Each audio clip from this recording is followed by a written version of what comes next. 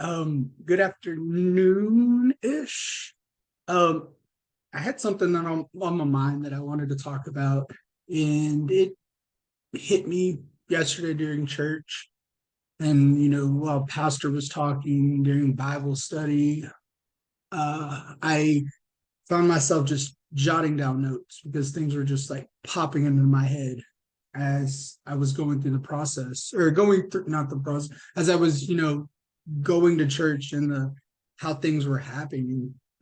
So I wanted to share what was on my mind and what I had been thinking about. And it all kind of starts with Memorial Day. Today is Memorial Day, and it's used as a day to celebrate um, the sacrifices of the people, the soldiers that gave up their lives so that way we could enjoy the benefits of you know our country. And regardless of how you feel about the war and the reasonings of why we were over there, I think we should still pay respect to the men and women that lost their lives doing their job for this country. So ultimately, that's why we celebrate Memorial Day. And I started thinking about how you know I've been around people, not how I personally celebrate it, but and I'm not saying that there's anything wrong with this at all. I just remember being invited or going these places for Memorial Day and how it's kind of celebrated. And I remember going to houses, you're going to someone's house, a family member, a friend, and being invited over to barbecue and to hang out. So I started thinking about that whole process. So what are you doing? You're going over there, you're knocking at the door, you're showing up, bringing food, bringing alcohol, bringing whatever, to kind of help with that party, to give something to that party. And once you knock, they let you in. I mean, they're not going to just keep you outside, right? So you knock and they let you in, unless you're that family member that nobody wants, and then everybody just gets quiet. I'm just kidding. But they let you in. You go in and you start fellowshipping, or you start hanging out. Meeting with people, talking with people, and just having a good time. Um, a lot of times there's alcohol involved. So, they're drinking, feeling good. People are having a good time for the most part, especially if you have one of those good families and where you can get everybody together and there's no arguing, right? So everybody's having a good time. The kids are looking on, other family members are looking on, and they're kind of paying attention, and they're remembering what's going on, so that way as they get older they see how and remembered how it was celebrated, and that's going to continue down into traditions, right? So the kids are going to grow up and do pretty much the same thing to celebrate that Memorial Day. So as I was thinking about that, it was just like a light bulb and revelation went off in my head, and of course it's going to come back to Jesus. Everything in my life, like, I'm not perfect at all. I'm far from perfect. I have my struggles, and I'll be the first to say that. But my life now, I truly try to put God first in everything, and tie everything back to Him. So as I was thinking about Memorial Day, I thought about this and remembrance of the sacrifice that was given to me. Uh, because of a sacrifice, I'm able to enjoy the things of this day. Let me see. I'm going to switch this real quick. If I can, I share it. All right. So let me move this over here. I went ahead and highlighted it to save some time. But John chapter 15, verse 13, greater love hath no man than this, that a man lay down his life for his friends. So, you know, Jesus died on the cross for us, and he gave that sacrifice for us so that way we can have everlasting life. So that was a sacrifice that was made for us, and he did it because he loved us, and he knew how, we were going to end up and what was going to happen when we died. He came to this world and in flesh and did everything right as a man and kind of showed us how to do it. And then, lay down his life and sacrifice so that way we can go to heaven, all out of love. So that's our Memorial Day. That's our sacrifice, similar to, how the soldiers, how we're, celebrating them and remembering them and their sacrifices. As Christians, this should be our ultimate memorial, um, because of him laying down his life. So not only that, that's the cornerstone. Like I said, that's the main one that we should remember. But I started thinking about how I was, last year before coming to Christ. And I remember just being in a bad place. Like, man, it was tough. It was tough. Um, I was smoking a lot of weed. I was smoking so much weed and just trying to numb out like life.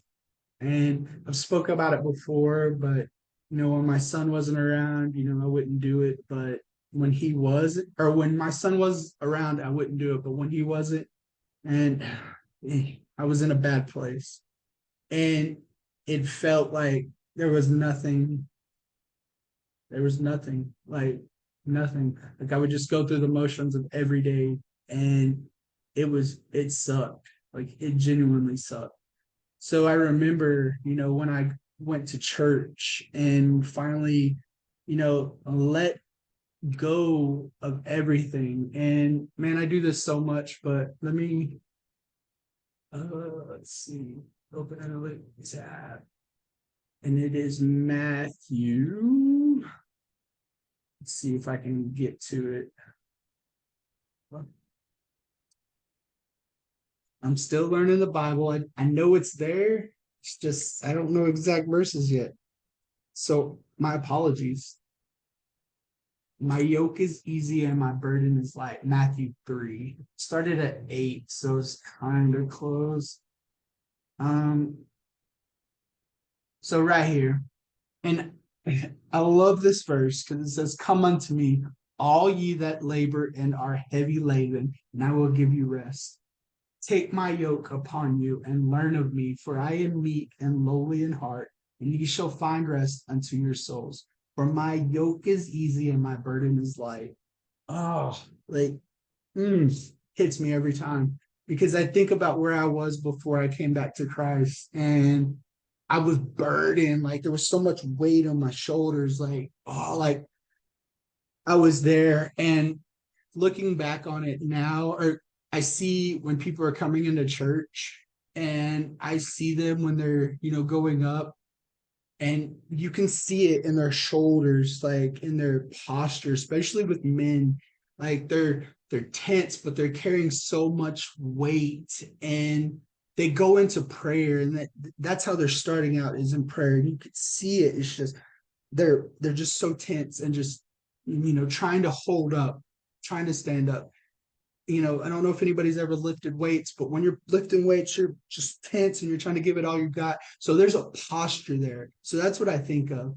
And then as you're praying through, and you come to God, and you come to him genuinely with a heart, you can see that moment in a person where it's just like, because he takes all those burdens away, because his yoke is easy and his burden is light.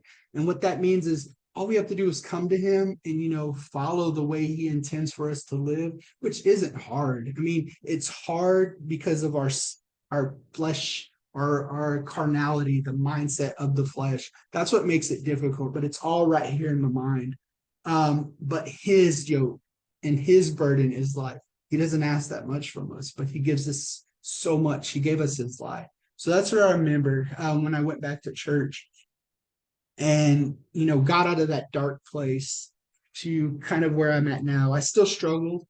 Like last week, I made that video and I talked about that, where it got, hard. But like I said in that video, it's all, I think it's just teaching. And it's that Psalm 151. I mean, I know there's only 150 Psalms, but you have to watch that video to understand it. But that's my Psalm. That's my Psalm 151, is because, there's a process. And I think he was taking me back to a place of remembrance today, my memorial, to remember where I came from and where I was at. I mean, there was a lot of things that went in with it that I spoke about, but another teaching moment with that was taking me back to a place of remembrance and remembering everything, remembering just the bad.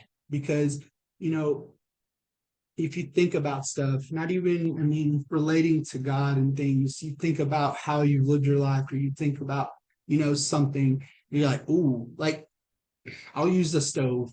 You touch a hot stove, it's going to burn you, right? And you're going to remember that burn. You're going to remember how bad it felt. So that way you look at a stove, you're like, ooh, I don't want to touch that stove again because I'm not going to get burnt, right? You're remembering that bad. You're remembering what you came from and what had happened during those times.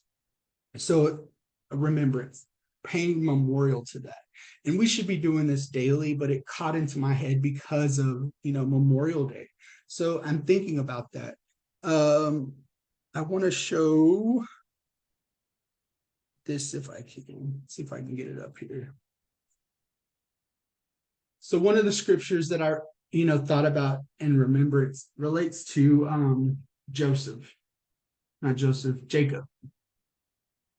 And when Israelites came out of Egypt, and Moses brought them, parted the Red Sea, they went through this whole just trials. And over here in the land of Canaan was the promised land that Jesus has had for them. And you know during this whole process, like, Moses kept telling them, God has made a promise. God has made a promise. Like, it's there for us. And this whole way, no matter what had happened, the Israelites were just, doubting God.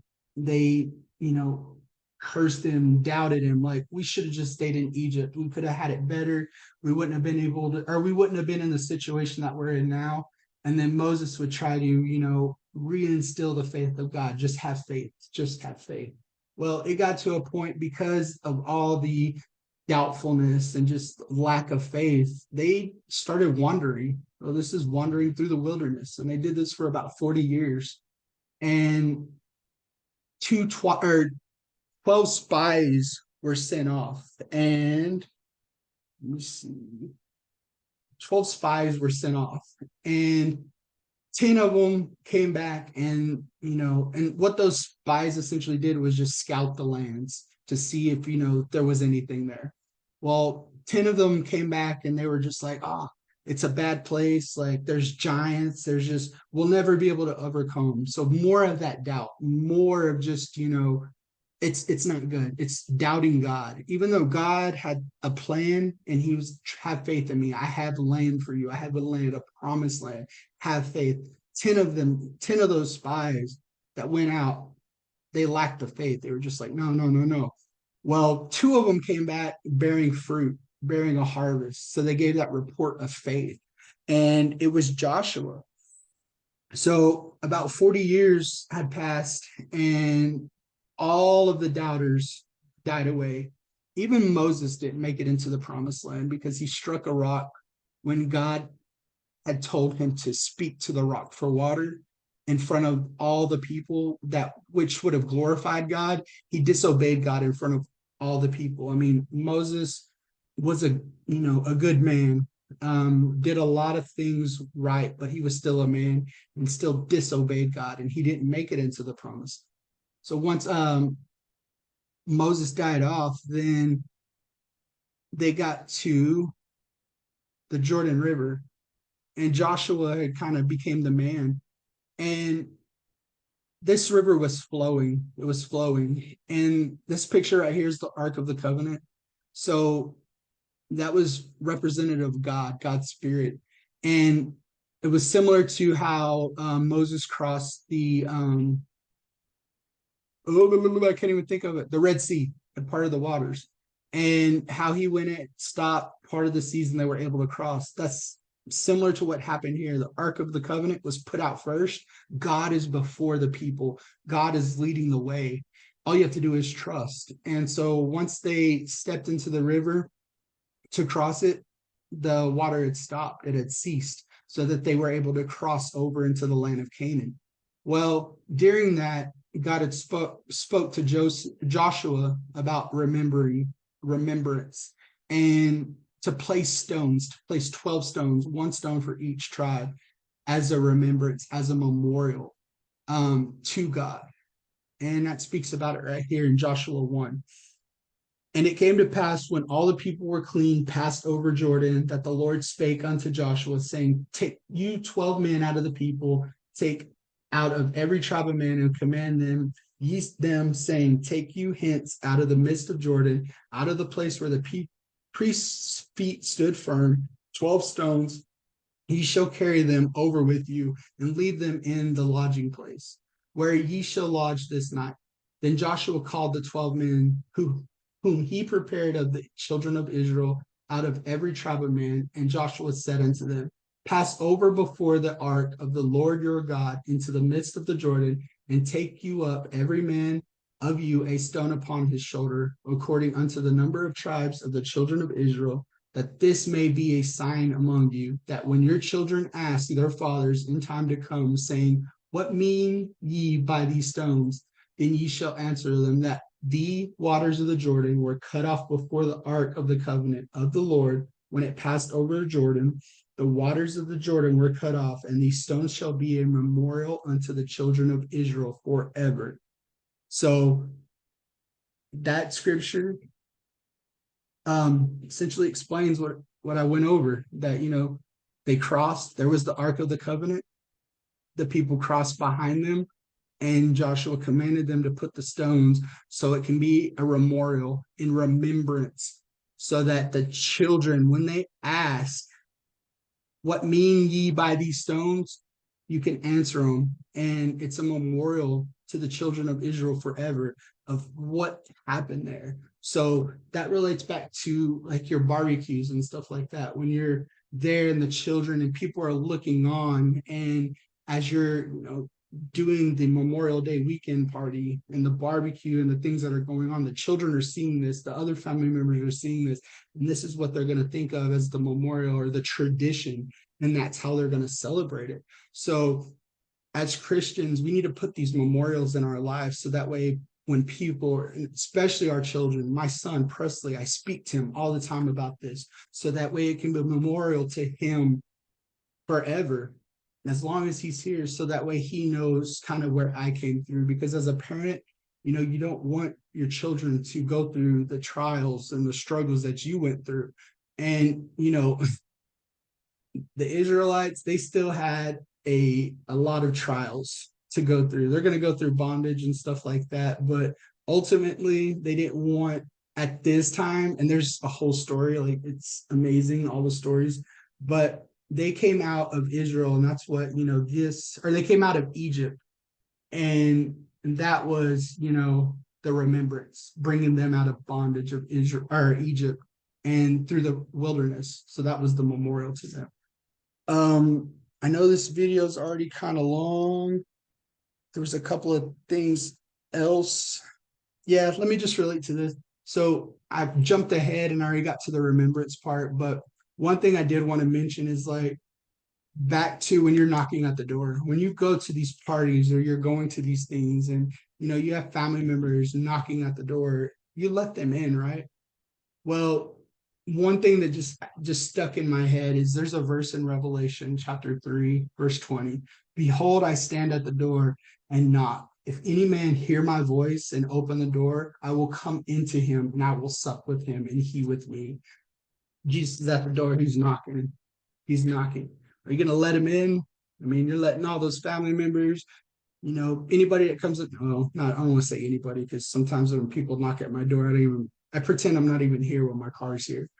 I'm antisocial like that sometimes. But for the most part, when family come over here, they're knocking at the door, I'm going to let them in, right? Jesus is that friend. He gave up his life for the love of us. And I know he's talking to a lot of people right now, and he's knocking at the door. Even if you've been to church before or you're going to church a little bit, I mean, he's still knocking. He still wants that relationship with you. Um, are you going to open the door? You going to let him in? If you do, miracles can happen. It's a long video, so I'm going to go ahead and cut it off. Thank you so much. And again, remember, I do these, because it helps me to get this out because it's on my head. And this is for me too. I need to pay more memorials and remembrance every day, every day, every day, every day, every day. I need to remember so that way I don't fall back and I don't go through those same struggles that I did before. Um, I thank you. I praise you. Thank you, Jesus. Everything you've done for me. I love you. I appreciate you. In your name, amen. Thank you.